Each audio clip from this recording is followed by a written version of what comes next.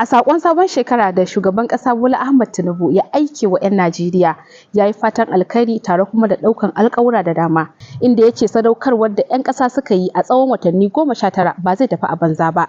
Ministan kasafi da tsare-tsaren kuɗi Atiku Bagudu ya bayyana cewa 'yan Najeriya za su ga bunƙasa na tattalin arziki a cikin wannan shekara ta 2025 tare kuma da samun sauƙi akan hauhawar farashin kayayyaki. Shi kuwa tsohon gwamnan jihar Kano kuma shugaban jam'iyyar APC na ƙasa Abdullahi Umar Ganduje ya bayyana cewa lokaci yayi da jarmiyan da talaka ya daɗe yana so ya sha tun zamanin mulkin tsohon shugaba Buhari. Wannan ne lokacin da talaka zai sha wannan jarmiya. Ya faɗi hakan ne shi ma a saƙon da ya aike na fatan alkhairi da kuma murnar shiga sabuwar shekara ta 2025. Shin kuna ganin lokaci yayi da 'yan Najeriya za su sha jarmiya a wannan shekara ta 2025 ƙarƙashin mulkin Bola Ahmed Tinubu, ko ka dai a'a irin jarmiyar lokacin Buhari za a yi? Ku bayyana mana ra'ayinku.